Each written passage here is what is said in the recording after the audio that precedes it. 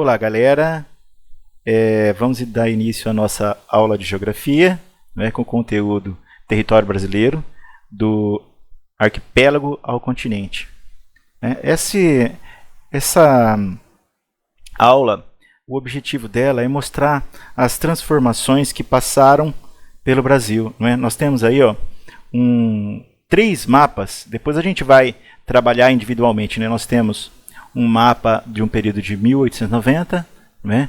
Olha a configuração do Brasil. Depois nós temos um outro mapa que mostra como que era a situação em 1940 e depois nos anos de 1990. Vamos estudá-los e verificar o que está acontecendo aqui. Né? Então, de uma forma geral, o objetivo dessa aula então é mostrar para vocês que o Brasil ele tinha uma configuração, né? Não podemos esquecer que inicialmente o Brasil, pela linha de Tratado de Tordesilhas, ele constituía apenas as áreas litorâneas aqui. E o Brasil, os portugueses chegaram pelo Brasil de navio, então a colonização se deu a partir da costa litorânea. Né? Houveram problemas, não é? Então, esse período iniciado em 1500, ele teve várias fases, a gente viu na aula anterior, né? Quando nós exploramos os ciclos econômicos, naquela tabelinha lá, começa com o pau-brasil na região litorânea, não é? Então vamos ver assim o próximo mapa. Então olha só, esse primeiro mapa que nós chamamos de mapa A, ele vai mostrar isso, né? Olha só, no litoral, né? Esses são os centros, né, onde você tinha as principais atividades econômicas. E por que daí o nome arquipélago? Né? Inclusive na nossa atividade, a gente pede para vocês definirem o que é arquipélago e o que é continente nas atividades. Então preste atenção, né, nas definições agora, que às vezes só com a explicação, né, você já consegue fazer isso. Então olha só, se você prestar atenção no Brasil, você percebe que esses círculos aqui são o quê? As atividades que aconteciam. Né? Notem que nesse período aqui, então você começa, não é, na região litorânea, com a extração do pau-brasil, né, na zona de Mata Atlântica. Na sequência, né, essa extração, se vocês estão lembrados da nossa última aula, você lembra que o ciclo da madeira, ele teve duração de mais ou menos 30 anos. Né? Foi aquilo que os portugueses chegaram aqui, a primeira atividade, o que eles identificaram, que olha, o que dá para explorar aqui nessa terra? Né? É uma terra gigantesca, rei. E o que nós podemos tirar daqui? Né? Porque o objetivo era esse. Eles vinham para explorar e levar as riquezas embora. Para onde? Para a Europa. Aquele gráfico anterior que nós mostramos na nossa aula, vocês lembram, né, que tudo ia para a Europa. Né? Então, aqui produzia madeira. Para onde ia? Europa. Mais tarde, essa região aqui, por exemplo, foi produção de cacau. Né? O que produzia? Fumo, né? Tabaco. Para onde que ia? Europa, África. Então, sempre para fora do Brasil. Não é? A região dessa expansão aqui, mais tarde, com a questão das drogas do sertão, para onde que ia? Para fora do país. Não é assim? Depois, a pecuária, não é assim, no sul do Brasil, no interior, para as regiões de Minas Gerais, né? Aqui, né, que produção de ouro, diamante. Então, a pecuária era o único produto, mas por quê? Para abastecer as vilas, não é, onde se tinha essa extração desse minério, mas sempre para onde que ia o ouro? Para a Europa. Então, notem que as regiões, elas estão isoladas. Você não vê estradas ligando essas regiões. Né? Vamos ver, olha só. Então, identificando. Aqui, o primeiro está falando Distrito Federal, não é? Porque esse mapa de 1890, a capital já era o Rio de Janeiro, porque quando o ouro passou a ter grande importância, não é? A capital saiu de Salvador e veio para o Rio de Janeiro. Não é? Ela migrou para cá. Por quê? Para ficar mais próximo o controle, não é assim? Então, mas inicialmente a primeira capital do Brasil foi Salvador, tá? Nessa região aqui. Por quê? Porque o Brasil começou pelo Nordeste. Assim? Então, aqui essas áreas em amarelo, explorando agora a legenda, vocês vão ver que essas áreas são as áreas de colonização. O espaço, né, da economia ocupava num primeiro momento, né, com grande ênfase para a cana-de-açúcar, que era o produto, né, o açúcar era um produto muito valorizado na Europa. E aí você veja que aqui a linha dos círculos, não é, rodoviário, que é deslocamento, é sempre para o litoral. Você não tem intergrando esses espaços. E os espaços de produção, como aqui produz, vamos supor, fumo, não é? Ou aqui o açúcar, né, a cana, aqui o ouro, sempre aqui as drogas, notem que elas são círculos isolados, como se fossem ilhas. Daí, como são vários ciclos econômicos, né, várias regiões, são o quê? O conjunto de ilhas, arquipélagos econômicos. Então, esse período é um período marcado, não é, pelas atividades econômicas, não havia um diálogo, não é? Então, tudo que essa região precisava vinha da Europa. Tudo que essa região precisava vinha da Europa. E assim por diante. Cada regiões. Não havia um diálogo entre esse diálogo que eu falo, no caso, caminhos ligando, ou uma integração econômica ligando, ou um projeto de Brasil pensado para uma integração nacional.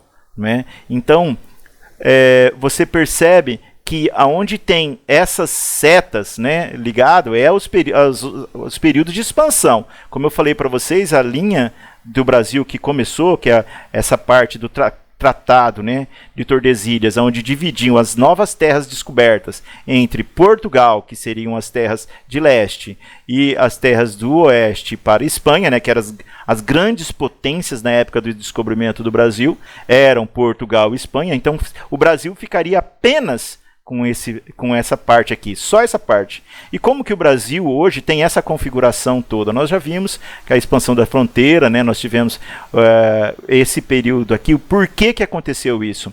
Não é? Num período de 1680 a 1740, por 60 anos, o Brasil esteve sob a dominação espanhola, certo? Por quê? Na Europa, os reis têm tradição de sempre fazerem casamentos, né, dos príncipes e princesas. Se ninguém quer casar, né, com uma pessoa simples, né, com um camponês, vai casar sempre com o quê? Com alguém de sangue nobre, né? Então eles procuram, de modo que os reis eles acabam sendo parentes uns dos outros. E quando morreu o rei de Portugal, né, em 1680, o herdeiro do trono português era o rei da Espanha. Logo, o rei da Espanha passou a ser também rei de Portugal. Então, tudo que pertencia à Espanha, no caso as terras, né, do oeste, também passou a ser as terras do leste. No caso, as colônias espanholas na América, né, e se juntaram aqui. Então, o Brasil não tinha necessidade mais de ter fronteira, e aí houve uma grande expansão. Essa expansão que está aqui é uma expansão econômica, né, de como eles foram se expandindo.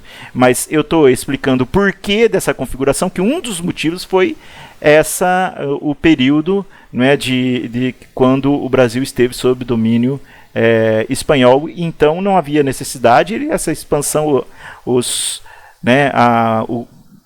pessoal da época foi dominando e tomando conta. E mais tarde foram feitos acordos entre eles. A gente viu que para que essa configuração, 15 mil quilômetros de fronteiras, né, permanecessem hoje, como nós estamos, com praticamente todos os países, com exceção do Equador e do Chile, né, da América do Sul, fazem divisa com o Brasil, e nós não temos, graças a Deus, briga com ninguém, né, pelo menos por enquanto. Então, os países reconhecem as nossas fronteiras, e isso se diz respeito à grande influência, né, no poder de negociação do Barão do Rio Branco, né, quem selou os últimos acordos, um grande diplomata brasileiro. E a gente já viu também na aula passada, quando nós estudamos sobre as fronteiras. Então, não sei se ficou claro para vocês. Então, a região, o motivo de chamar arquipélago econômico é o quê? Essas regiões, elas econômicas, porque cada uma delas tinha uma vocação econômica, assim dizendo, e elas eram isoladas, não havia diálogo. Todas elas, o que produzia ia para fora, não havia um diálogo, caminhos que ligassem e interligassem. Daí o arquipélago econômico. Passamos então agora ao próximo mapa. O próximo mapa você percebe que há um aumento da área, principalmente na região sudeste. O ouro, né, ele fez com que, quando ele estava concentrado na região sudeste, né, em Minas Gerais, houve uma grande expansão, como nós vimos, houve até a mudança da capital. Isso, na sequência, quando o ouro começa a diminuir a sua produção, começa-se aqui na região sudeste, a partir do Rio de Janeiro, né, pelo Vale do Paraíba, que vai chegar até São Paulo, o plantio do café. O café é um produto muito valorizado na Europa, e aí esse plantio do café, não é, ele vai... e o café, então, é um produto que valia muito, trazia muitas riquezas, né?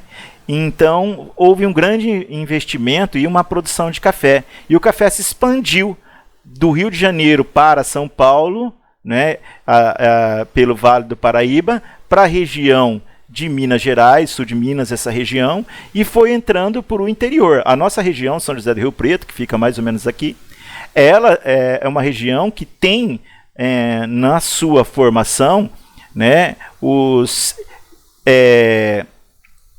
colonos, né, da região de Minas Gerais que vieram colonizar a nossa região aqui e fundaram São José do Rio Preto, por exemplo. Tá, okay? Então a nossa região ela é fruto desse período de expansão do café.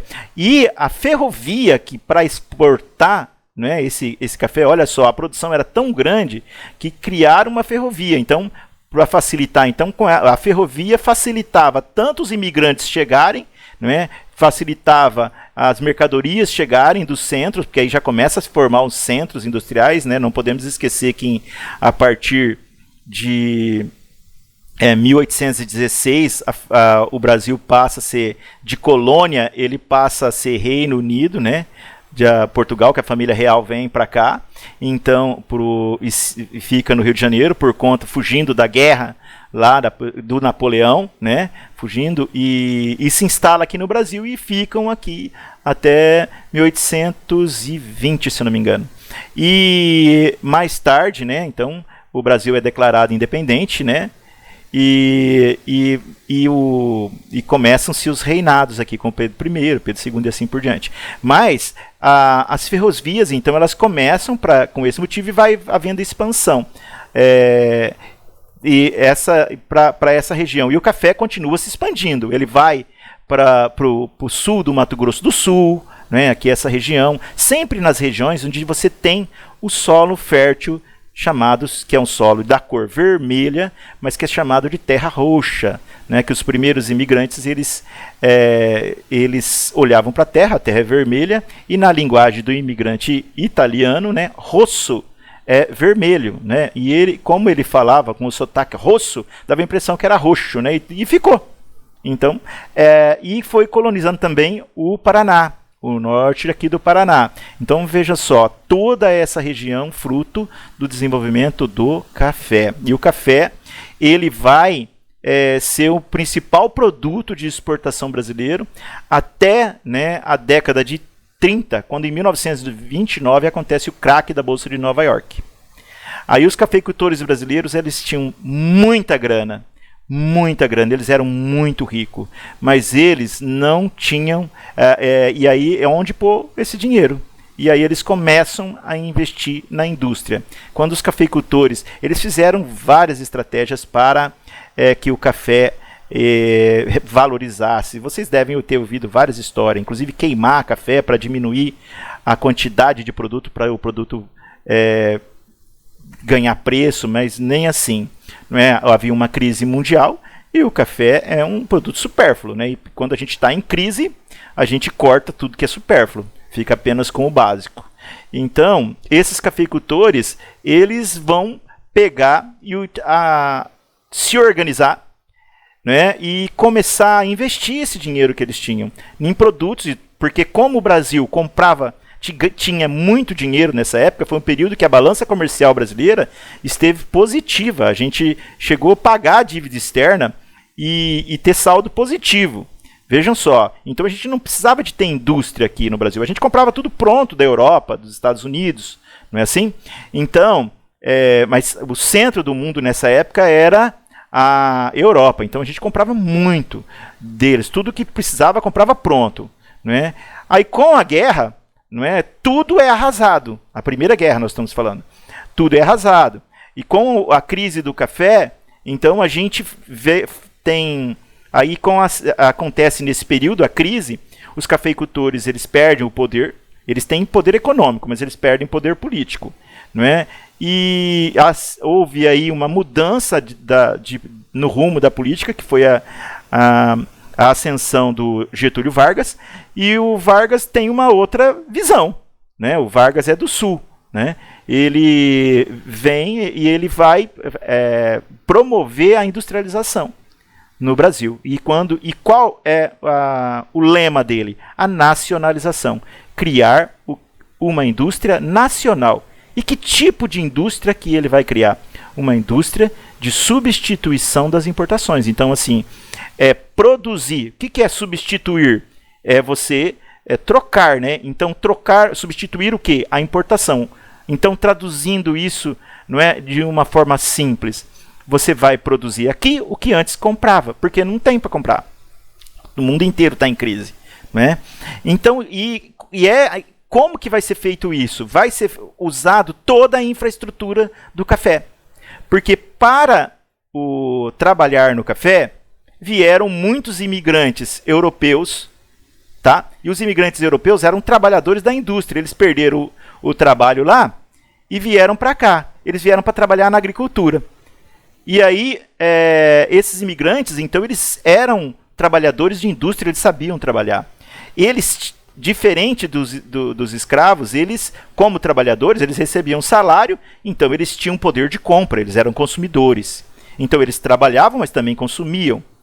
A infraestrutura de transporte criada para o café, aqui na região sudeste, né, de estradas, de ferrovias principalmente, elas levavam esses produtos, né, industrializados, que eram feitos na capital, né, Rio de Janeiro, São Paulo, que foram os grandes centros industriais, né, e também traziam tanto matéria-prima do interior para a capital e também os produtos para o interior, né, para essa região. Por isso, o grande desenvolvimento que se concentra na região sudeste. É um dos motivos que explica esse desenvolvimento está concentrado na região sudeste, porque foi a partir da região sudeste, e principalmente a partir do café, não é, que começa a industrialização. E aí o Brasil começa a ganhar um novo rumo, começa a ganhar uma nova cara, porque notem que, olha só, quando essa indústria começa a crescer, você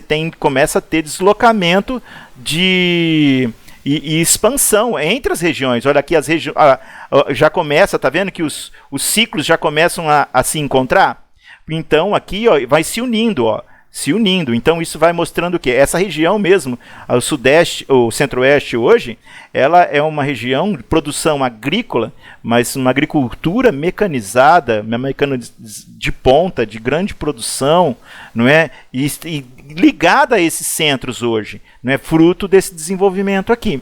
Então, esse grande desenvolvimento econômico que teve como a partir do Sudeste foi conduzido pelo Getúlio Vargas. Ele, sem sombra de dúvida, é um grande estadista, sem sombra de dúvida, é o maior estadista que até hoje o Brasil já teve, não é? E com foco numa indústria nacional, uma indústria brasileira. Então, ele foi quem criou a Petrobras, ele criou a Vale do Rio Doce, não é? Que a Companhia Siderúrgica de Volta Redonda, produção, né, de aço e tudo mais, que é a base das outras indústrias, né? Então, aqui nessa região, ele começou a ter essa visão de que era necessário integrar essas regiões todas aqui, né? Então era necessário fazer o quê? Como que você vai integrar essas regiões todas aqui? Você vai interligar com rodovias. Então foi aí que começa um projeto de construção de rodovias. né? Os militares, na década de 60, construíram muitas rodovias, sim, mas os projetos foram todos do Vargas, gente. Por incrível que pareça, as ideias já estavam mapeadas, ele tinha um comitê, um grupo, para pensar essas coisas. Então, assim, as usinas hidrelétricas criadas para abastecer de energia elétrica essas indústrias, né, que estavam nessas regiões aqui de São Paulo, Rio, que eram os grandes centros, né, e continua ainda hoje, tanto que são as metrópoles nacionais do país hoje. Não é? De tanto que elas conseguiram crescer e continuam crescendo ainda. Não é? A capital, São Paulo, hoje é uma conurbação, quer dizer, um aglomerado urbano de cerca de 41 cidades. Você imagina você sair de uma cidade e você pegar uma avenida e ir atravessando, essa avenida vai cruzando por várias cidades e você só tem prédios e casas de tudo quanto é lado. Assim é São Paulo. Não é? Quem já foi para São Paulo sabe disso. É uma área que você não consegue identificar onde termina uma cidade e onde começa a outra. Às vezes você está andando numa avenida, do lado direito da avenida é uma cidade, do lado esquerdo é outra. Não é? Aí tem um rio, passa a ponte, já é outra cidade. É assim. Então, assim, agora imagina administrar essa estrutura toda, né? E tudo esse desenvolvimento, essa integração. Então, hoje, que a gente tem, por exemplo, entre, né, de transportes ligando o Brasil inteiro, que você, na época do Getúlio Vargas, a tecnologia era o telégrafo, não é? Então, em termos de comunicação, não é? Telégrafo, o rádio, não é? Na época. Mais tarde ela foi avançando para telefone, não é? Hoje a internet, não é? Que as tecnologias evoluem, tal, não é? Ninguém fica mandando pombo correio, não é? Então, pombo correio é uma coisa medieval, mas a tecnologia elas tendem a cada vez avançar mais. E essa integração que aqui nesse mapa B que a gente vê é uma de transição, né, que a gente está vendo que há uma transição, que os círculos começam a se juntar e começam a se ligar uns aos outros, ela começa sendo pensada pelo Getúlio Vargas.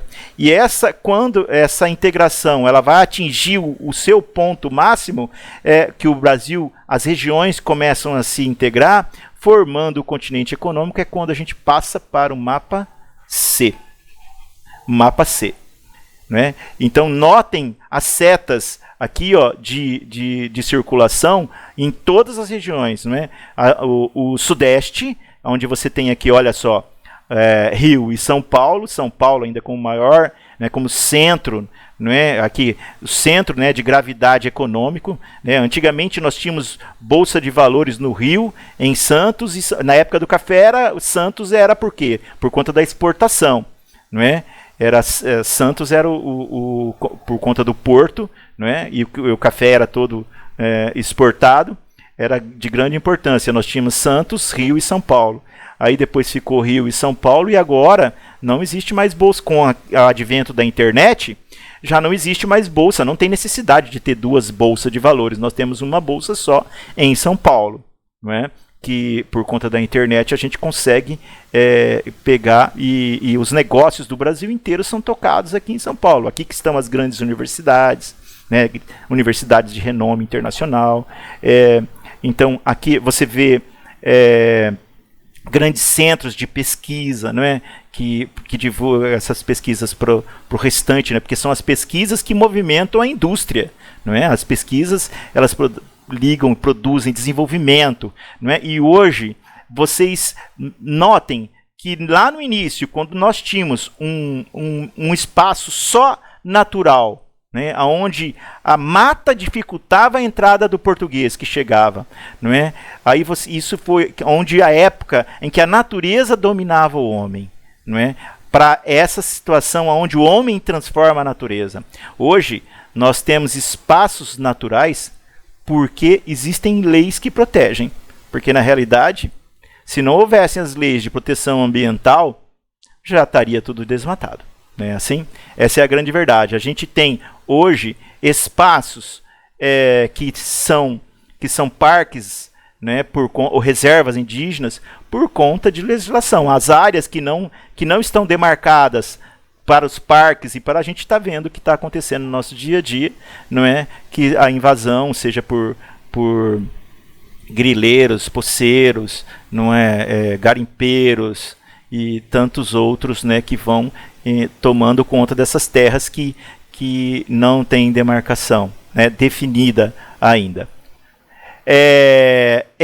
Notem que as setas, o tanto que ligando os eixos econômicos, né? Então aqui o que dá ênfase aqui nessa região, nós temos aqui a capital federal, né? Que mudou mais uma vez.